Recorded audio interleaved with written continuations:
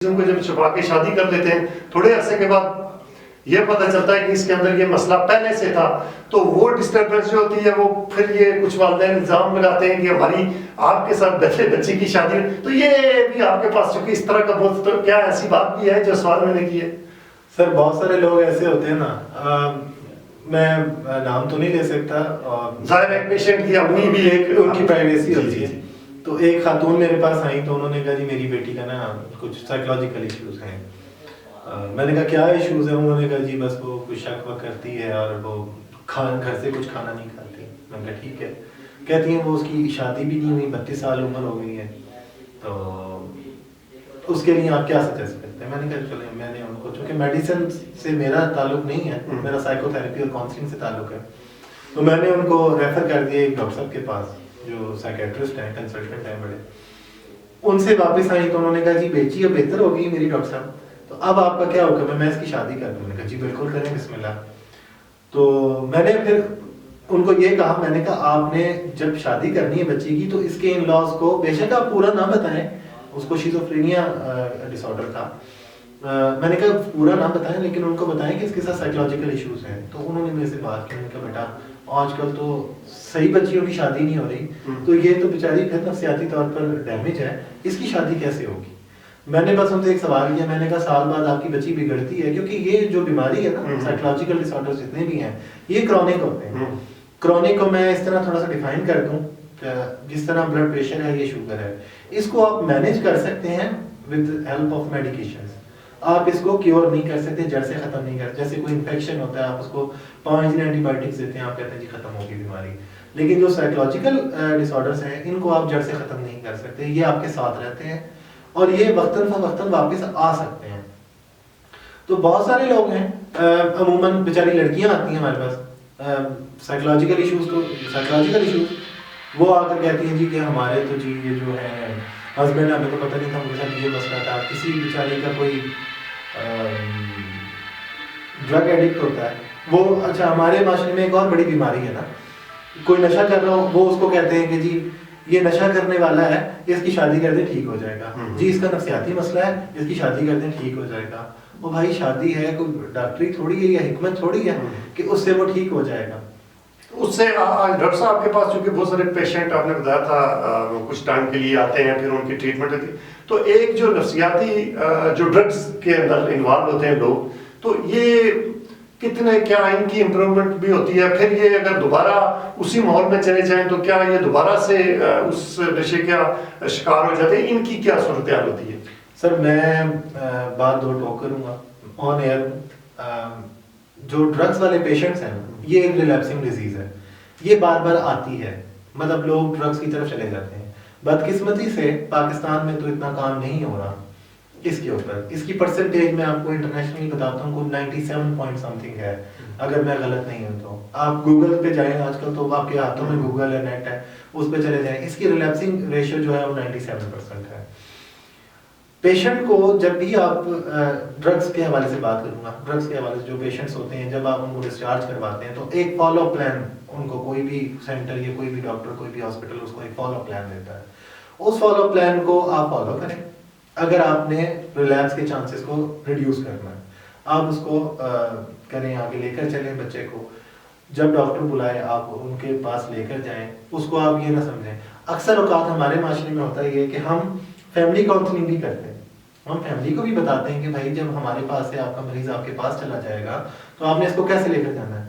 تو ہمارے معاشرے میں ہوتا یہ ہے کہ وہ لوگ اکثر کہتے ہیں، بڑے بڑے پڑھے لکھے لوگوں کی بات کر رہا ہوں، وہ کہتے ہیں ڈاکٹر صاحب مریض تو آپ کے حوالے ہے نا، ہم تو نشہ نہیں کرتے، ہم تو بیمار نہیں ہیں، بیمار تو یہ ہے کہ آپ کے حوالے نا، اس کا علاج کریں، ہمارا علاج کیوں کر رہے ہیں؟ آپ لوگوں کو ٹرین کر کے ہم نے یہی تو بتانا ہے کہ آپ نے مریض کو لے کر کیسے چلنا ہے. کیونکہ یہ کوئی سال 6 مہینے یا 2 سال کی بات نہیں، یہ پرولونگ بات ہے. آپ کا تھوڑا اور وقت لوں گا یہ بات کر کے. میرے پاس ایک پیشنٹ آئے 2013 میں نیا اس فیلڈ میں آیا، ان کی 48 سال عمر تھی. تو میں نے کہا بھائی جان یہ 48 سال کی عمر میں آپ کو کیا ہوا، آپ کی تو کوئی ڈرگ ہسٹری نہیں ہے. اس نے کہا نہیں سر میری ڈرگ ہسٹری تھی when I was 24 years old. تو میں کینیبس یوز کرتا تھا، مطلب چرس یوز کرتا تھا. تو ابھی 24 سال کے بعد میرے بیٹے کی شادی ہوئی ہے، تو میں نے وہاں پر گپ شپ میں دوستوں یاروں کے ساتھ شروع کی تو پھر میں بگڑ گیا. تو یہ بیماری اس طرح کی ہے، آپ کو ہر لمحہ پھونک پھونک کے قدم رکھنا پڑتا ہے. اور جی ڈاکٹر صاحب ایک یہ بھی سوال کروں گا کہ ٹین ایج کے اندر بھی لوگوں کا ایک شوق کے طور پر بھی آتے ہیں، چونکہ کوئی بھی آپ کی بات بھی کہ کوئی بھی انسان مرنے کے لیے جو ہے وہ نشہ نہیں کرتا، جب شروع آغاز کرتا ہے تو وہ شوق میں یہ چیزیں آتی ہیں. پھر اس کے بعد یہ بھی ہے کہ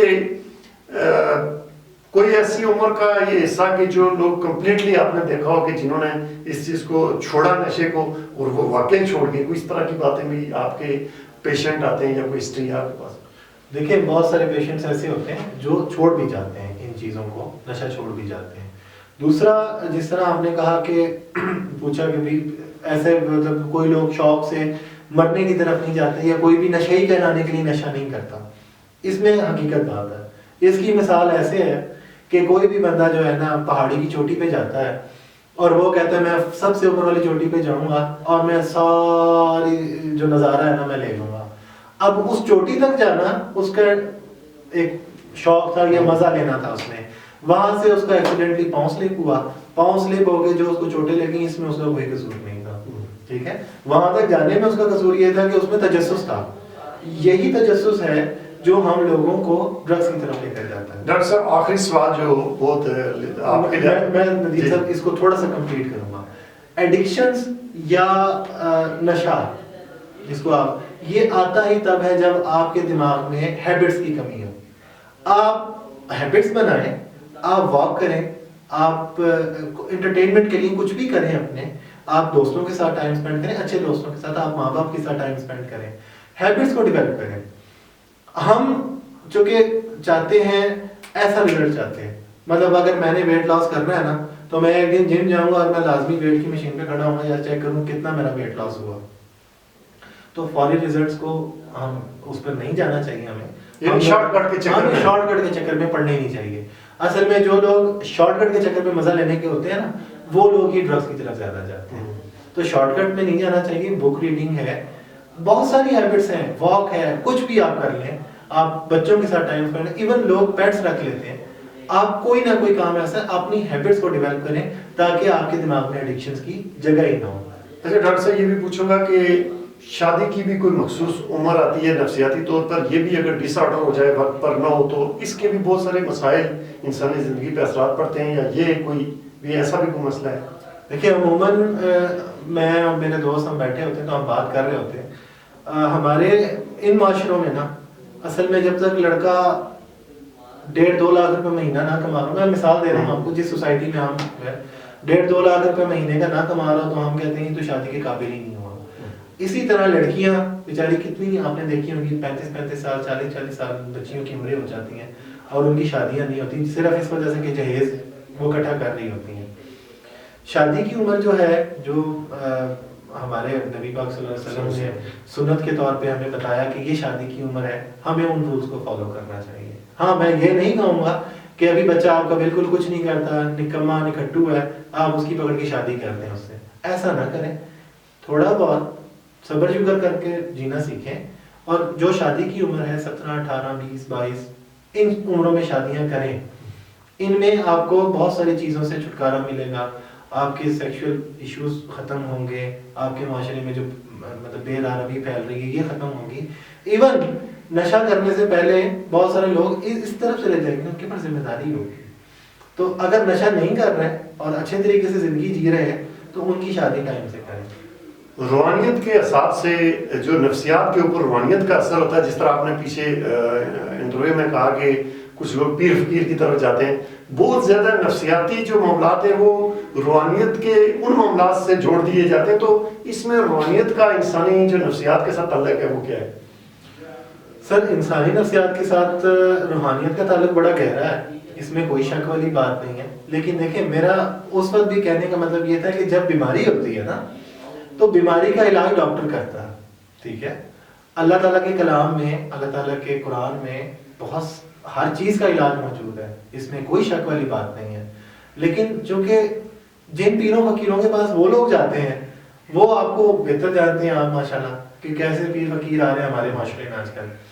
تو ان پیر و فقیروں کے پاس جانے کی ضرورت نہیں ہوتی. آپ کو دیکھیں اب آپ بالفرض آپ کو بخار ہے, آپ کو ایک سیزنل الرجی ہو جاتی ہے, آپ مجھے بتائیں آپ پیر کے پاس جائیں گے وہ دم کرے گا, وہ آپ کو کہے گا 4 دن میں ٹھیک ہو جائیں گے.